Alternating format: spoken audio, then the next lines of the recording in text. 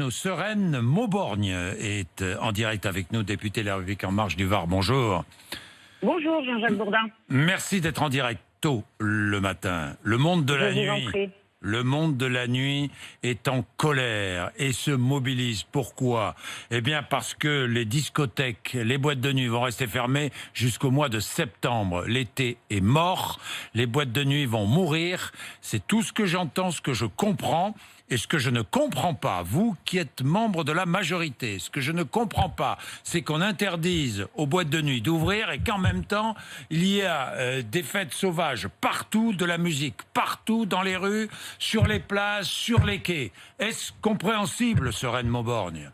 Alors justement, c'est totalement incompréhensible et je suis exactement dans le même état que vous, avec en plus la responsabilité effectivement des forces de l'ordre et des forces de secours.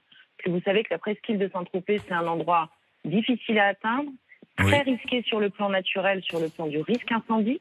Oui. Donc effectivement, on se dit des gens qui vont aller faire des fêtes partout, dans les pinettes, sur les plages, dans des lieux inadaptés, difficiles à atteindre.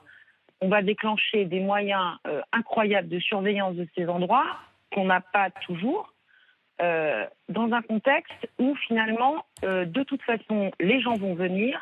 Les gens vont être motivés pour faire la fête parce qu'ils sortent d'une période de confinement qui a été difficile pour tout le monde et éventuellement de pays où les restrictions ont été parfois encore plus difficiles ou plus longues. Donc, nous, on ne comprend pas sur le terrain comment c'est possible d'en arriver là, à la fois de prendre autant de risques sur la dissémination, vous en avez parlé, mais aussi sur la tranquillité des habitants. Parce que on imagine bien que ça va être de la musique partout, n'importe comment et à n'importe quel volume, et que les conflits vont être décuplés. Ben, évidemment, évidemment. Alors, qu'allez-vous faire? Alors, nous, on a d'abord été une trentaine de parlementaires à se mobiliser dans l'urgence ce week-end, à écrire une tribune au Premier ministre, qui, je ne vous le cache pas, démarre par « Bienvenue en absurdie administrative ». Oui. Donc est assez virulente parce qu'on est dans l'incompréhension totale. Pourquoi on ouvrirait des lieux de fête alternatifs et pas les discothèques, alors qu'on a une chaîne de confiance avec ces professionnels de la nuit de très longue date? Quand il y a 10 ans, il a fallu arrêter la cigarette dans ces établissements, on leur a fait confiance, ils ont réussi. Quand chaque jour, ils risquent la fermeture administrative, s'il y a du bruit aux abords de leur discothèque, ils le gèrent. Oui. Donc, on a écrit une tribune au Premier ministre, on a fait des photos avec nos établissements. Moi, je vous avouerai qu'il y a 24 heures, je ne connaissais pas les 3 responsables d'établissement de Saint-Tropez. Et puis, on attend mercredi soir de faire une grosse conférence de presse avec les professionnels.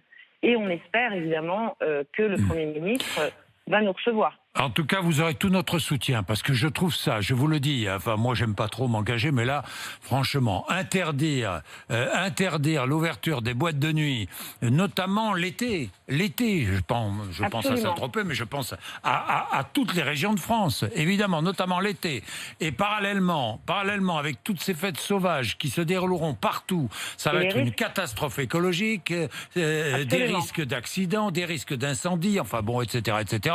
C'est totalement absurde. C'est absurde. Cette décision est absurde.